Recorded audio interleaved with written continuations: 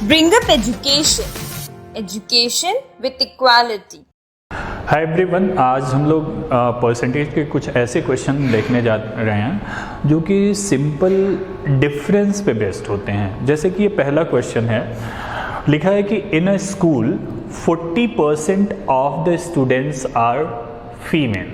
Okay, अब आप मुझे ये बताओ स्कूल में क्या होगा, या तो मेल स्टूडेंट होंगे या तो फीमेल स्टूडेंट होंगे। अभी फ़िलहाल ऐसा ही चल रहा है कि मेल और फीमेल ही होते हैं, ठीक है। तो दो चीज़ों से कंपोज्ड हुआ है क्या स्टूडेंट। इसका मतलब क्या है कि अगर हम स्टूडेंट्स का, जो स्टूडेंट्स हैं इनका कुछ पार्ट कहते हैं, जैसे 40% हमने कह दिया कि फीमेल है क्वेश्चन के अकॉर्डिंग, ठीक है, कि स्टूडेंट्स का 40% फीमेल है, ठीक है। इसका सीधा मतलब क्या है कि स्टूडेंट्स का 60%, ये आप कंक्लूड कर रहे हो, ये जरूर ध्यान देना कि 60% क्या होगा, मेल होगा, ठीक है। दैट मीन्स कि परसेंटेज में male student and plus percentage में फीमेल स्टूडेंट का जो सम होना चाहिए वो 100% होना चाहिए, जो कि रिप्रेजेंट करेगा स्टूडेंट्स के नंबर्स को, ठीक है। ओके, अब आप ये ध्यान से देखो, आपको पता है कि कितनी परसेंट फीमेल है और उसकी मदद से आपको पता है कि कितने परसेंट मेल है, ठीक है।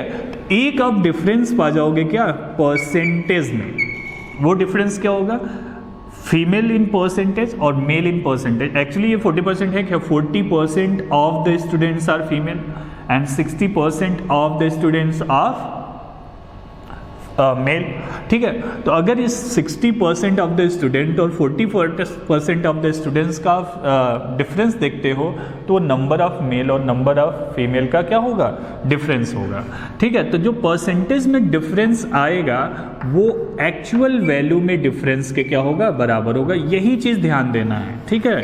इसका मतलब क्या है कि आप ये सीख रहे हो कि कहीं भी अगर क्वेश्चन हमको दिखता है, एक ही डाटा का कोई परसेंटेज दिया हुआ है और फिर उसके बाद कोई वैल्यू दी हुई है और हमसे क्वेश्चन पूछा जा रहा हो, तो हम आंसर कैसे पूछेंगे। जैसे ये क्वेश्चन है, in a school 40% of the students are female and thus the number of boys exceeds the number of girls by 40, find the total number of students, ठीक है। तो अब देखो ना, नंबर ऑफ बॉयज और नंबर ऑफ गर्ल्स का difference दिया हुआ है और अब परसेंटेज में डिफरेंस पता कर लोगे। तो अगर ऐसे हम जाएं तो परसेंटेज में जो डिफरेंस होगा वो कितना आएगा, 20%, जो कि बराबर किसके होगा, एज पर द क्वेश्चन 40 के बराबर होगा। तो अगर 20% 40 है तो 100% क्या होगा, 100% हो जाएगा कितना, 200, और यही इस क्वेश्चन का क्या होगा, आंसर होगा एज पर द क्वेश्चन, ठीक है। अब इस तरह का और क्वेश्चन कैसे बनेगा, इस तरह का क्वेश्चन बनेगा कि किसी ऑर्गेनाइजेशन में जो नंबर ऑफ वर्कर हैं उसका इतना परसेंट जो है मेल है, ठीक है, और मेल का नंबर फीमेल का नंबर से इतना अधिक है, तो बताइए कि कितने ऑर्गेनाइजेशन में वर्कर हैं। ये भी वही क्वेश्चन हो गया। ऐसा भी हो सकता है क्वेश्चन कि एक पर्सन के पास कुछ नंबर ऑफ आर्टिकल थे, उसका इतना परसेंट उसने सेल कर दिया और उसके पास जो है, जो रिमेनिंग आर्टिकल हैं, जो सेल आर्टिकल थे उससे इतना एक्सीड करते हैं, मतलब गिवन नंबर होगा, और तो आपसे पूछ लेगा कि भैया इसको, उसके पास ओरिजिनली कितना नंबर था। तो द थिंग इज़ दैट कि आप अगर देख पा रहे हो कि किसी एक डाटा के दो पार्ट्स आपको दिख रहे हैं और उनका डिफरेंस कहीं से नंबर्स में दिख रहा है, तो आप उसको समझ सकते हो कि ये डिफरेंस बेस्ड क्वेश्चन है और आप बड़ी आसानी से कर पाओगे, ठीक है। तो ये रहा आपका पहला क्वेश्चन जिसमें लिखा था कि 40% of the students are female and difference of number of male and female are क्या, 40, then find the total number of student, ठीक है। अब आते हैं दूसरे क्वेश्चन पे, ठीक है। दूसरा क्वेश्चन जो आपको स्क्रीन पे दिख रहा है वो है क्या, ये भी क्या है, ये भी डिफरेंस बेस्ड ही क्वेश्चन है, और लिखा क्या है, in an examination if a person get 20% of the marks, मतलब एक मैक्सिमम मार्क है, ठीक है, और इसका अगर एक पर्सन, ठीक है, क्वेश्चन के अकॉर्डिंग एक पर्सन 20% पाता है तो वो हो जाता है fail as per the question. लिखा है, in an examination if a person get 20% of the mark then it fail by 30 marks। इसका मतलब क्या है कि अगर मैं इसमें 30 ऐड कर दूं, इस 20% मार्क में 30 ऐड कर दूं, तो यही क्या हो जाएगा, पास मार्क हो जाएगा, यही क्या हो जाएगा, पास मार्क हो जाएगा, ठीक है। फिर अगली बार क्या बोला है, अगली बार बोला है कि another person who get 30% marks gets 30 marks more than the pass mark। एक दूसरा पर्सन है जो कि कितना पाता है, एक दूसरा पर्सन है भैया वो पाता है कितना 30%। 30% किसका पाया, मैक्सिमम मार्क का पाया, और इसको जो मार्क्स मिलते हैं वो क्या मिलते हैं 30 एक्स्ट्रा मिलते हैं। इसका मतलब इसमें से अगर 30 में माइनस कर दूं तो ये हो जाएगा पास मार्क। ये क्या हो जाएगा, पास मार्क हो जाएगा। क्यों माइनस किया जा रहा है भैया, हमको पास मार्क, ये क्या है 30 मार्क ज़्यादा पाया था ना, वो पास मार्क से 30 ज़्यादा पाया था। इसका मतलब क्या है 30% जो है 30 ज़्यादा है, अगर उसमें से 30 माइनस कर देंगे तो पास मार्क चला आएगा। या फिर आप ऐसे कर सकते हो pass marks plus 30 will be 30%, तो 30% में से 30 ही माइनस होगा तो पास मार्क आएगा अल्टीमेटली। अब आपके पास दो इक्वेशन है एक तरह से कि 20% of maximum mark and plus 30 is equal to pass mark, and दूसरा क्या है 30% of the maximum mark minus 30 is equal to pass mark. तो दो इक्वेशन है और दोनों पास मार्क के बराबर है, आप उसको इक्वेट करके क्वेश्चन कर सकते हो। लेकिन इसी क्वेश्चन को कैसे कर सकते हो सॉल्व करके हम देख लेते हैं, देन आपको बताते हैं कि कैसे इस क्वेश्चन को कहें अच्छा तुम हो, अच्छा रुको, अच्छा आंसर। तो ध्यान से देखना, आप कह दो कि 20% ऑफ मैक्सिमम मार्क को मान लो x है, ठीक है, 20% ऑफ x, ठीक है, plus 30 okay is equal to 30% of x minus 30। ऐसा क्यों हो रहा है, क्योंकि ये भी पास मार्क है, ये एक आपका इक्वेशन था और एक दूसरा इक्वेशन ये था, ये भी पास मार्क था, दोनों चीज़ें पास मार्क से रिलेट कर रही थी। अब आप इसको सॉल्व आउट करो तो ये देखो इधर चला जाएगा, this will B 10% of x, ठीक है, this will B 10% of x, और ये इधर आकर के 60 हो जाएगा, ठीक है। तो 10% अगर 60 के बराबर है तो 100% किसके बराबर हो जाएगा, यानी x कितने के बराबर हो जाएगा, वो हो जाएगा 600 के बराबर। तो अगर क्वेश्चन होता कि मैक्सिमम मार्क कितना है तो वो आंसर कितना आता, वो आता 600। लेकिन क्वेश्चन में पूछा क्या है कि find out the total marks and the pass mark, ठीक है। ये तो अब देखो टोटल मार्क्स आपको पता चल गया है। टोटल मार्क्स का अगर 20% आप निकाल लो, इसका अगर 20% आप निकाल लो तो वो आ जाएगा कितना 120। 120 में अगर आप 30 ऐड कर दो तो यही क्या हो जाएगा, पास मार्क हो जाएगा। दैट मीन्स पास मार्क कितना है 150। मतलब आपके क्वेश्चन का जो आंसर होगा 600 इज द मैक्सिमम मार्क या फिर टोटल मार्क, और 150 इज द पासिंग मार्क। तो ये तरीका हो गया जो कि आप एकदम ट्रेडिशनल वे में किए हो, एकदम ट्रेडिशनल तरीके से सॉल्व आउट किए हो। ये समझना बहुत ही ज़रूरी है कि भैया ये इक्वेशन लाना तो बहुत ही ज़रूरी है और ये चीज़ आपको एकदम समझ में आनी चाहिए, ठीक है। लेकिन कैसे इसी क्वेश्चन को हम बड़ी आसानी से करें, जल्दी से करें, कहें अच्छा तुम हो, अच्छा रुको, अच्छा आंसर, एटलीस्ट मैक्सिमम मार्क तक कैसे हम पहुँचें। तो आप ये ध्यान से देखना कि हमेशा क्या होगा, ऐसा जो क्वेश्चन आएगा तो एक बार फेल होगा कोई पर्सन और एक बारी क्या होगा, पास होगा। तो अगर मैं देखूं तो पास मार्क के वो डाटा दो तरफ दिख रहा होगा। एक बार जो है 30 मार्क्स से पास हुआ था क्वेश्चन में और एक बार जो है 30 मार्क्स से फेल हुआ है। तो मतलब ये जो नंबर पाए हैं दोनों पर्सन, जो दोनों पर्सन नंबर पाए हैं, उस नंबर का जो डिफरेंस होगा वो कितना होगा, ये 30 इस साइड में और ये 30 इस साइड में। तो दैट मीन्स जो डिफरेंस आ जाएगा वो 60 आ जाएगा। आप समझ पा रहे होगे, एक रेफरेंस वैल्यू के अगर मतलब दो चीज़ें दो तरफ हों, जैसे कि आपने नंबर लाइन पढ़ा होगा तो रेफरेंस जो होता था 0 होता था, इधर पॉजिटिव ले लेते थे, इधर नेगेटिव ले लेते थे, और -3 का -5 से डिफरेंस देखना होता था तो सिंपली आप क्या करते थे, ऐड करके देख लेते थे कि 8 डिफरेंस होगा, ठीक है। तो अगर आपको रेफरेंस पॉइंट के चीज़ें दो तरफ दिख रही हो तो डिफरेंस कितना होगा, सिंपली जो, या फिर आप ऐसे हाथ फैला लो, ठीक है। तो आपके हाथ में जो दिख रहा हो, this is -30 and this is +30, तो वो वही क्या है, वो जो दिख रहा है हाथ में ना, उसको आप ऐड कर लो और वही क्या होगा, डिफरेंस होगा। तो +30 और -30 दैट इज क्या, 60। तो 60 डिफरेंस होगा वैल्यू में, वैल्यू में डिफरेंस कितना होगा, 60 होगा। ये आप तुरंत पता कर लो। और परसेंटेज में डिफरेंस कितना होगा भैया, एक पर्सन जो है 20% पाया है और जो दूसरा है वो कितना पाया है, 30% पाया है। तो डिफरेंस कितना होगा, 10% होगा। दैट मीन्स कि 10% आप तुरंत लिख पाओगे, ये इक्वेशन लिखने की जरूरत नहीं पड़ेगी और आप तुरंत लिख पाओगे कि 10% is what, 60। That means 100% will be what, 600। और 100% पता कर लिया है, दैट मीन्स आपने मैक्सिमम मार्क पता कर लिया है। उसके बाद आपके पास दो कंडीशन थी, दोनों कंडीशन में से कोई सा भी कंडीशन आप यूज़ कर सकते हो और अपने क्वेश्चन का दूसरा आंसर बता सकते हो। जैसे इसका मैंने 30% ले लिया तो कितना हो जाएगा, अगर मैं इस वाले कंडीशन से इसको सॉल्व आउट करता हूँ तो 30% कितना हो जाएगा, 30% विल बी 180, और इसमें क्या थे 30 मार्क्स एक्स्ट्रा थे, दैट मीन्स पास मार्क कितना हो जाएगा 150, और यही इस क्वेश्चन का क्या हो जाएगा, आंसर हो जाएगा। ठीक, ओके, तो अभी हम देखने जा रहे हैं प्रोडक्ट बेस्ड क्वेश्चन। ठीक है, अब ये प्रोडक्ट बेस्ड क्वेश्चन है क्या, ये हमें समझना होगा। और इतना आप समझ लो कि प्रोडक्ट बेस्ड क्वेश्चन अगर आपने पढ़ लिया तो आप परसेंटेज में 20 to 30% क्वेश्चन आप बड़ी आसानी से करोगे। इवन मैं अगर एग्ज़ाम की बात करूँ तो एग्ज़ाम जो है इन्हीं क्वेश्चन पे बेस्ट आता है। अभी जब हम 3-4 क्वेश्चन इससे रिलेटेड करेंगे देन यू विल रियलाइज़, अगर आपने पहले कभी प्रिपरेशन की होगी तो देन यू विल रियलाइज़ कि this is going to be very beneficial. ठीक है, तो अभी समझते हैं कि प्रोडक्ट बेस्ड क्वेश्चन का मतलब क्या है। जैसे कि मान लीजिए z इज इक्वल टू हो x एंड इंटू वाई। ठीक है, z इज इक्वल टू हो x इंटू वाई, और x आपका क्या हो 10% से इंक्रीज हो रहा हो, और y जो हो ये भी क्या हो रहा हो, इंक्रीज हो रहा हो, बट 20% से। तो आपसे ये पूछा जा सकता है कि फाइंड इफेक्ट ऑन z, ये आपसे पूछा जा सकता है। ठीक है, तो अभी मैं आपको बेसिक तरीके से बताता हूं कि ये क्वेश्चन कैसे करना चाहिए, then I will tell you कि what should be the approach. ठीक है, जो कि हर जगह अप्लीकेबल हो और उससे आसानी से क्वेश्चन सॉल्व हो जाए, तो ये भी हमें देखना है। ठीक है, तो सबसे पहले एकदम बेसिक पे जाते हैं। आप ये मान लो, अगर मैं आपसे एक छोटी सी बात पूछता हूँ, एकदम छोटी सी बात आपसे मैं पूछता हूँ कि अगर a कोई वेरिएबल है और ये 10% से इंक्रीज हो जाता है और इंक्रीज होने के बाद a डैश होता है, तो आप a डैश को क्या लिखोगे?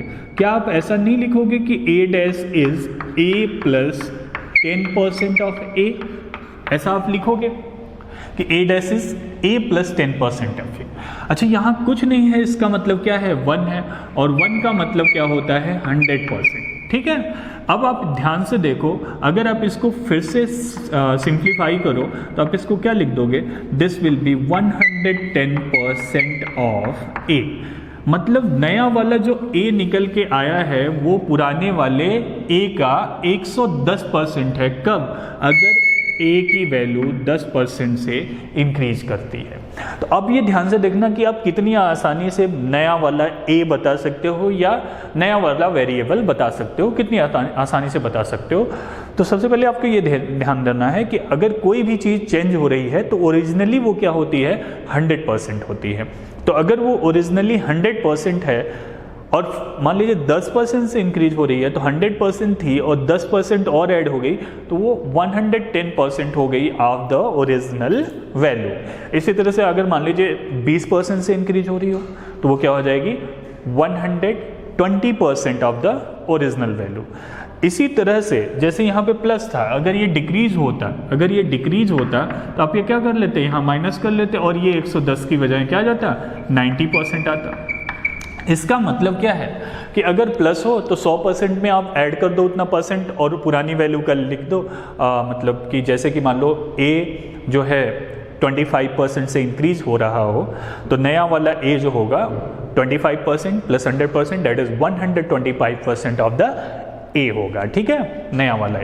अगर मान लो यही क्या होता 10% से कम हो रहा होता तो नया वाला a क्या होगा, पुराने वाले a का 100% minus 10% that is 90% of a होता है। ठीक है, तो अगर आप ये चीज़ समझ पा रहे हो तो इसकी मदद से यहाँ पे क्वेश्चन कैसे सॉल्व होगा, ये वाला क्वेश्चन कैसे सॉल्व होगा, ये हम समझने की कोशिश करते हैं। और देन जब हम ये समझ लेंगे तो फिर हमारा तरीका क्या होना चाहिए और क्यों होना चाहिए ये तरीका, ये भी हम समझेंगे।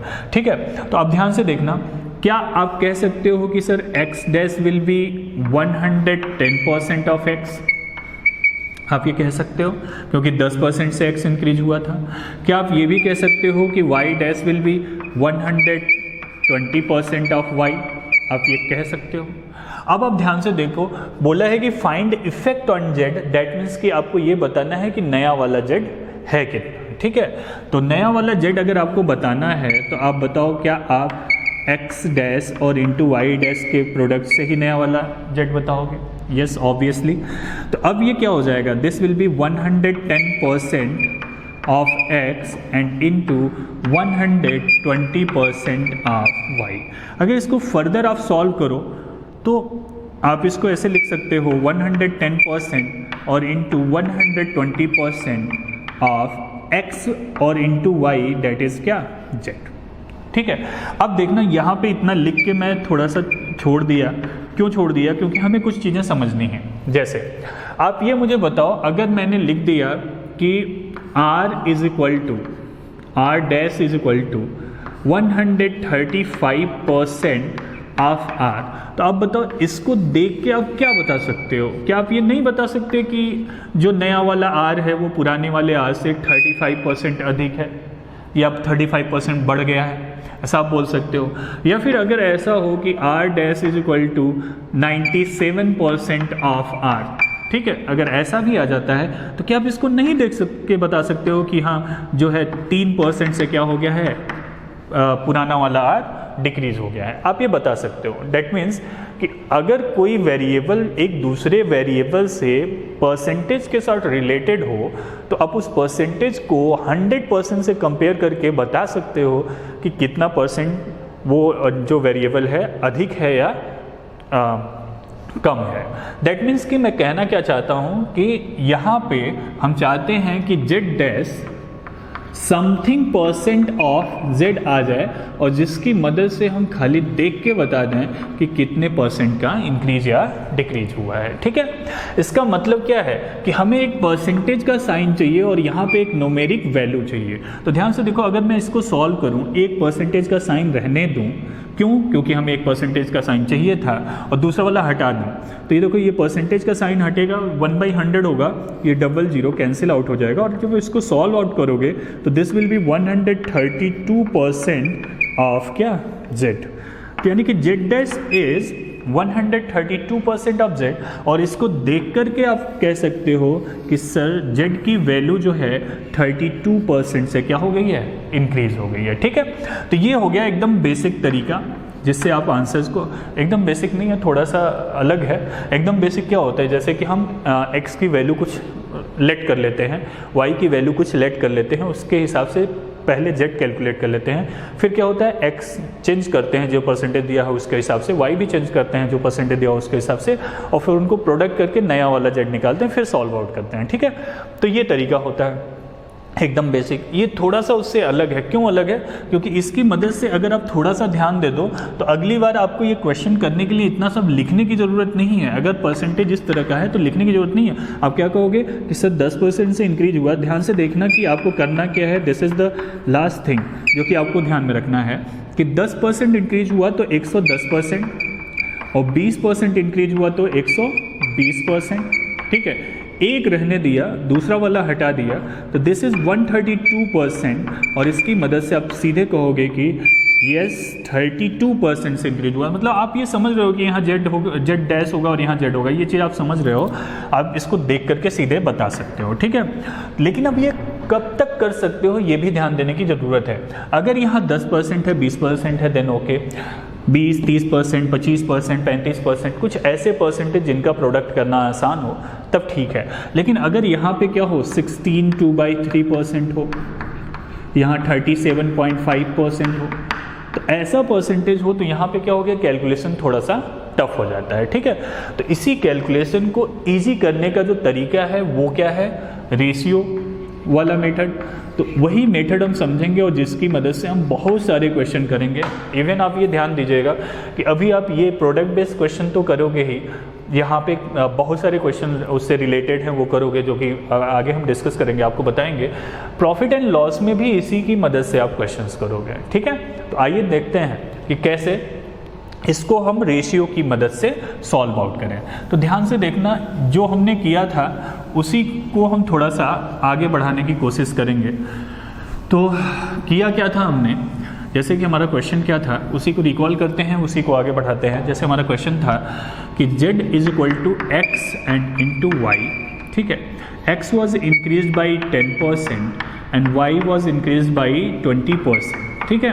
तो आप ये बताओ, आपने ऐसे लिखा था ना कि z dash is equal to 110% of x और इंटू 120% ऑफ y, आपने ऐसा लिखा था। अगर इसको आप फ्रैक्शन में कन्वर्ट कर दो तो क्या होगा, ध्यान से देखना। z डैश विल बी 11/10 और इंटू 6/5 ऑफ क्या, x into Y, that is क्या, z, ठीक है। अब मैं क्या कर रहा हूँ, z डैश और z का रेशियो ले रहा हूँ, z डैश और z का रेशियो ले रहा हूँ, वो आ क्या रहा है 11/10 इंटू 6/5। तो हमें क्या करना है, रेशियो की मदद से ये क्वेश्चन सॉल्व आउट करना है और उसकी मदद से किसी तरह से नए वाले z और पुराने वाले z को रिलेट करना है, ठीक है। तो और देखो कैसे करते हैं। जैसे हमने बोला था ना आपको कि परसेंटेज को आप फ्रैक्शन में लिखो, फ्रैक्शन में, जो कि क्या होगा, न्यूमरेटर अपॉन डिनोमिनेटर आएगा। ये आपकी ओरिजिनल वैल्यू होती है, ये आपकी ओरिजिनल वैल्यू होती है, हमने आपको बताया था। ये आपका वैल्यू वो होता है जिससे हमें चेंजेस करने होते हैं। अब जब ओरिजिनल वैल्यू में आप चेंजेस कर लोगे तो आपको मिल जाएगी कौन सी वैल्यू, न्यू वैल्यू मिल जाएगी। बस इसी चीज़ को फॉलो करना है और आपको बड़ी आसानी से ये रिलेशन इस्टेब्लिश हो जाएगा। उसकी मदद से आंसर कैसे, तो आप बहुत ही फोकस्ड हो जाना थोड़ी देर के लिए, बहुत ही सिंपल सा है, ठीक है। तो आप ये देखो, पहले आप लिख लोगे इधर ओरिजिनल और फिर इधर लिख लेना न्यू। ऐसा क्यों हो रहा है, क्योंकि हमें ओरिजिनल z और नए z का रेशियो बताना है, ठीक है। तो सबसे पहले आप x लिखो और y लिखो, और x y का जो प्रोडक्ट होगा वही क्या होगा, z होगा। तो ये आपको क्या मिल जाएगा, अगर आपको पता हो कि ओरिजिनल x और नए x का रेशियो क्या है, ओरिजिनल y और नए y का रेशियो क्या है, तो आप प्रोडक्ट करोगे तो ये ओरिजिनल z आएगा और इधर वाला ओरिजिनल नया z आएगा, ठीक है। तो यही चीज़ ध्यान में रखना है। तो देखो क्वेश्चन के अकॉर्डिंग x की वैल्यू कितनी थी, x कितने परसेंट से इंक्रीज हो रहा था, 10% से। अगर 10% की वैल्यू हम फ्रैक्शन में देखें तो वो होगा क्या, 1/10, यानी कि ओरिजिनल वैल्यू कितनी 10 और चेंज कितने से 1 से, और ये इंक्रीज था इसलिए प्लस, अगर डिक्रीज होता तो आप माइनस कर लेते, ठीक है। तो 10 में 1 से चेंज हुआ और चेंज होकर के वो कितना हो गया 11, ठीक है। ओके, समझ पा रहे हैं आप, ठीक है। अब ये देखिए y जो था वो क्या था, 20% से इंक्रीज हुआ था। 20% की वैल्यू अगर फ्रैक्शन में देखें तो वो कितनी होगी, 1/5, मतलब ओरिजिनल अगर 5 था y, ठीक है, तो चेंज कितने का हुआ, 1 का हुआ, तो 5 में 1 ऐड होकर के कितना हो गया, 6 हो गया, ठीक है। अब आप इसका प्रोडक्ट कर लो तो ये क्या बताएगा कि ओरिजिनली z 50 था तो नया वाला z कितना आ गया, 66 आ गया, ठीक है। बहुत ही सिंपल है। तो अब देखो ये हो गया रेशियो ओरिजिनल z का नए z के साथ, ओरिजिनल z का नए z के साथ ये रेशियो हो गया। तो आपको क्या पूछा था क्वेश्चन में कि z पे इफेक्ट बताइए, z कितने परसेंट से चेंज हुआ, यही आप बताइए। तो देखो चेंज कितने से हुआ, 16 से, और कौन सा चीज़ चेंज हुई है, जो ओरिजिनल z थी तो वो कितनी थी, 50 थी, और इंटू 100, इतने से चेंज, और किसके रिस्पेक्ट में, ओरिजिनल वैल्यू के, और इंटू 100। तो देखो ये आंसर कितना आया, 32% आया। और जब आप पहले कर रहे थे 110% इंटू 120%, तो भी आंसर कितना आ रहा था, 32% आ रहा था।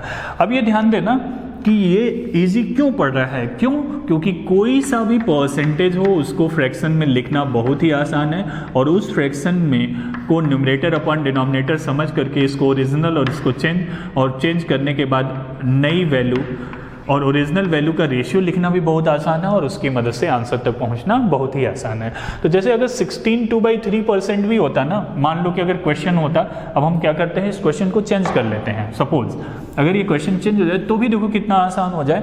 अगर मान लो x जो है 16 2/3% से इंक्रीज हो रहा हो, और ये जो है मान लो कि 37.5% ही लिख लेते हैं, इससे ये इंक्रीज हो रहा है, दोनों इंक्रीज हो रहे हो। तो आप ध्यान से देखना, आप लिखोगे यहाँ x और यहाँ y, 16 2/3% की वैल्यू होगी 1/6, 16 2/3% की वैल्यू कितनी होगी, वो होगी 1/6, मतलब ओरिजिनली x 6 था तो इंक्रीज हो रहा है, तो 6 से कितना हो जाएगा, 7 हो जाएगा, ठीक है। इसकी बात करते हैं 37.5% की। 37.5% विल बी क्या, 3/8, 37.5% विल बी व्हाट, 3/8, मतलब ओरिजिनली y 8 था तो इंक्रीज होके कितना हो जाएगा, 11 हो जाएगा, ठीक है। तो प्रोडक्ट इनका कितना था, यही z था, तो प्रोडक्ट कितना ओरिजिनली 48 था, तो अभी कितना 77, तो इंक्रीज कितने का हुआ, इंक्रीज हुआ है आई थिंक 29 का। ठीक है, आप ये ध्यान से देखना, अगर ये 50 होता तो 27 का होता, तो 2, तो 29 का इंक्रीज हो गया किसके रिस्पेक्ट में, 48 के, और इंटू 100। इसी को आपको सॉल्व आउट करना है और यही इस क्वेश्चन का क्या हो जाएगा, आंसर हो जाएगा। ठीक है, तो ये हो गया प्रोडक्ट बेस्ड क्वेश्चन का क्या थोड़ा सा कॉन्सेप्ट हमने आपको दिया। अब आपको ये समझना है कि ये क्वेश्चन पूछे कहाँ जाते हैं और ऐसे कैसे क्वेश्चंस आते हैं। ठीक है, अच्छा एक जरूर ध्यान देना कि ये जरूरी नहीं है कि केवल z equal to X into Y ही हो, ये हो सकता है z equal to X into Y into R into S, चाहे जितना भी कम हो सब हो सकता है, और सारा का सारा with the help of ratio आप सॉल्व आउट कर सकते हो। तो होप कि आपको ये समझ में आया होगा। ठीक है, अब इसको मिटाते हैं, फिर आपको बताते हैं कि क्वेश्चन बनते कैसे हैं और प्रोडक्ट बेस्ड वाले क्वेश्चन आते कहाँ कहाँ पे हैं।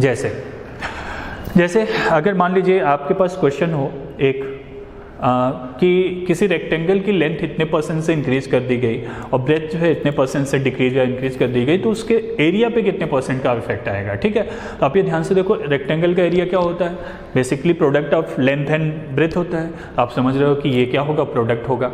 ऐसे ही एक क्वेश्चन आ जाए जैसे कि किसी जू में जो टिकट का फीस है वो क्या कर दिया गया, कम कर दिया गया। ठीक है, कुछ % से डिक्रीज कर दिया गया। अब जान लो कि अगर टिकट का रेट आपने कुछ % से डिक्रीज कर दिया है तो नंबर ऑफ विजिटर वहाँ पे बढ़ जाएंगे। ठीक है, तो जब नंबर ऑफ, उसने बोल दिया कि टिकट का रेट इतने % से कम कर दिया, तो नंबर ऑफ विजिटर्स जो है इतने % से बढ़ गए, तो जू पे पर डे जो कलेक्शन होता था उस पर इफेक्ट क्या होगा, मतलब पहले ओरिजिनली कितना कलेक्शन होता था और अभी ये जब इफेक्ट आया है कि भैया रेट सम % से कम किया और विजिटर्स का संख्या कुछ % से बढ़ गया, तो ओवरऑल कितने % का चेंज हुआ है। तो ये भी क्वेश्चन क्या हो गया, प्रोडक्ट बेस्ड हो गया। क्यों, क्योंकि basically rate into quantity, sorry rate into number of visitor will be the revenue या will be the collection of the zoo. ठीक है, तो ये ऐसे क्वेश्चन जहां भी मिलेंगे। अच्छा, अब एरिया वाले जितने भी क्वेश्चन होंगे, जैसे लेंथ इनटू ब्रेथ, सर्कल का एरिया पाई आर स्क्वायर, ठीक है, या फिर कर्व सरफेस एरिया से रिलेटेड क्वेश्चन। ये ध्यान देना कि मैं कर्व सरफेस एरिया बोल रहा हूँ, टोटल सरफेस एरिया नहीं बोल रहा हूँ। क्यों नहीं बोल रहा हूँ, उसके पीछे रीजन है, वो हम जब क्वेश्चन आएगा तब डिस्कस करेंगे। ठीक है, वॉल्यूम से रिलेटेड क्वेश्चन हो, जैसे कि क्यूब का वॉल्यूम, क्यूबाइड का वॉल्यूम। ठीक है, तो कैसे सॉल्व आउट करेंगे, with the help of this concept only solve करेंगे, और कुछ क्वेश्चन अभी हम आगे डिस्कस करने जा रहे हैं। ठीक है, तो अभी तक जो हमने सीखा उस पे आइए देखते हैं 2 क्वेश्चंस जो कि बहुत ही इजी हैं और आपके कॉन्सेप्ट्स को भी क्या कर रहे हैं, क्लियर करते हैं। देखो, पहला क्वेश्चन जो लिखा है वो लिखा है कि the length and breadth of the rectangle are increased by 20% and 30%. The resulting area of rectangle exceeds the area of original rectangle. मतलब आपसे ये बोल रहा है कि भैया अगर लेंथ 20% से और ब्रेथ 30% से इंक्रीज कर दी जाए तो जो नया रेक्टेंगल बनेगा उसका एरिया ओरिजिनल वाले रेक्टेंगल के एरिया से कितना % ज़्यादा होगा, ये आपको बताना है। तो आप ये ध्यान से देखना कि रेक्टेंगल का नया एरिया अगर समथिंग % ऑफ ओरिजिनल एरिया का बता दिया जाए तो आप आंसर बता दोगे। ये क्वेश्चन बिल्कुल उसी तरह से है, z equal to X into Y की तरह से है। तो देखो 20% से इंक्रीज हुआ तो 120%, ठीक है, 30% से इंक्रीज हुआ तो 130%, और बाकी आप समझ रहे होगे length into breadth that is area ही आ जाएगा। तो ये लिखो या फिर ना लिखो, क्योंकि आपको आंसर से मतलब है और नए वाले एरिया के, ये दोनों चीज़ लिखो चाहे ना, आपको खाली इस पे फोकस करना है। ठीक है, अच्छा ये रहने देंगे, क्यों, क्योंकि भाई आपने ये सीखा ही था कि z dash is equal to something % of z हो, वो समथिंग न्यूमेरिक वैल्यू उसकी मदद से आप आंसर। ठीक है, तो ये वाला रहने दिया, ये अगेन हटा दिया, तो देखो हट गया, 1% वैल्यू 1/100 होती है। इसको जब आप सॉल्व करोगे तो this will be 156% of a dash is equal to 156% of a। That means कि जो नया वाला एरिया है पुराने वाले एरिया से 56% ज़्यादा है। इतना समझ में आ गया। तो ये एकदम ट्रेडिशनल और बेसिक तरीके से जल्दी से हम कर पा रहे हैं अगर हमने ये चीज़ सीखी हुई है तो। लेकिन ये तभी संभव है, ये तभी पॉसिबल है जब इंक्रीज करना परसेंटेज में आसान हो, जैसे 16 2/3% में इंक्रीज तो आप कर लोगे, देन कैलकुलेशन आसान हो। कैलकुलेशन आसान नहीं होगा अगर 116 से ही 2/3% है और इंटू 137.5% है, क्या आप मल्टीप्लाई करके आंसर बताने की कोशिश करोगे? तो ये थोड़ा सा कॉम्प्लिकेटेड टाइप का लगेगा, थोड़ा सा कॉम्प्लेक्स लगेगा। तो भैया दूसरा तरीका हमारा क्या है उसको भी ध्यान से देख लें। अब अगली बार आपको यहाँ L और B लिखने की जरूरत नहीं होगी क्योंकि you will be in practice, ठीक है। तो L B और यहाँ पे क्या A। लेंथ की बात करें तो लेंथ वाज इंक्रीज बाई 20%। 20% की वैल्यू कितनी? 1/5। मतलब अगर ओरिजिनली 5 था तो इंक्रीज होकर के कितना हो गया? 6 इंक्रीज हो रहा था इसलिए प्लस। बात करते हैं ब्रेथ की। ब्रेथ में इंक्रीज हुआ कितने परसेंट का? 30% का। 30% इज बेसिकली 3/10। ये आपको तुरंत आना चाहिए निकालना। ये फ्रैक्शन आप ये समझ लो कि भैया परसेंटेज को फ्रैक्शन में कन्वर्ट कर डाला तो लाइफ जिंगा लाला। बहुत आसान है, ठीक है। दैट मीन्स ओरिजिनली बी 10 तो नया बी कितना हो जाएगा? 13। दैट मीन्स ओरिजिनल एरिया 5 × 10 50 तो नया एरिया 13 × 6 दैट इज 78 होगा, ठीक है।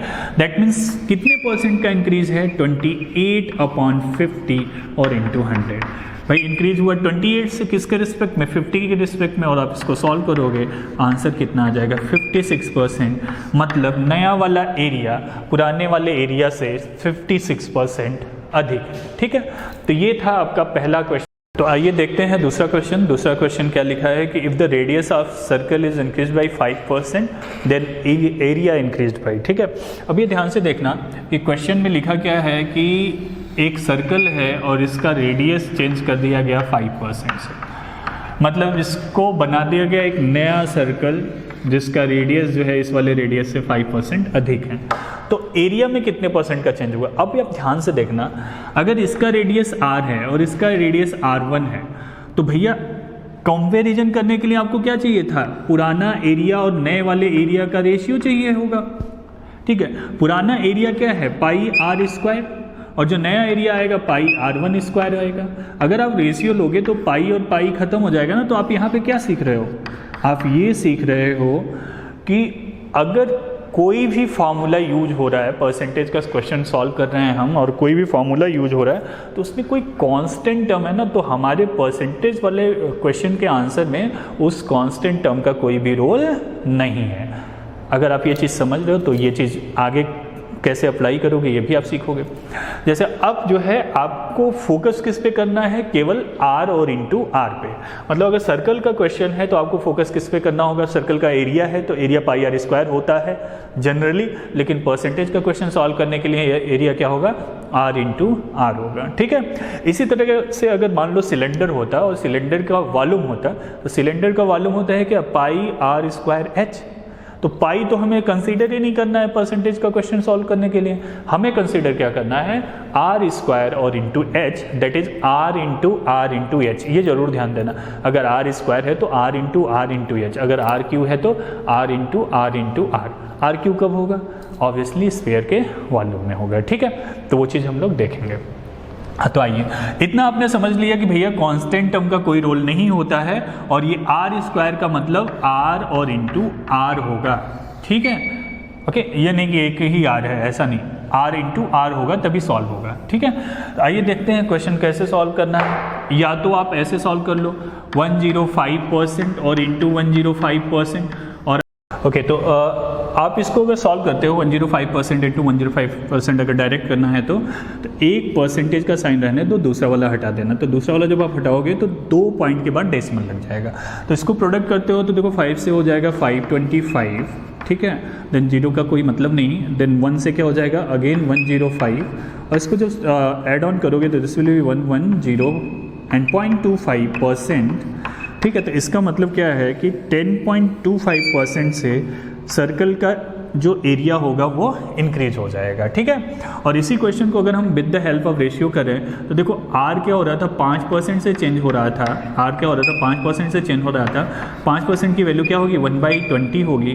दैट मीन्स कि अगर पहले 20 था तो इंक्रीज होके 21 हो गया, क्यों? क्योंकि इंक्रीज हो रहा था, ठीक है। अगेन ये r 2 बार था तो इसलिए फिर से 20 से 21 आप लिखोगे और इसको क्या करोगे, मल्टीप्लाई करोगे तो ये बोलेगा कि अगर पहले एरिया 400 था तो अगर नया जो एरिया होगा 441 होगा, ठीक है, 441 होगा।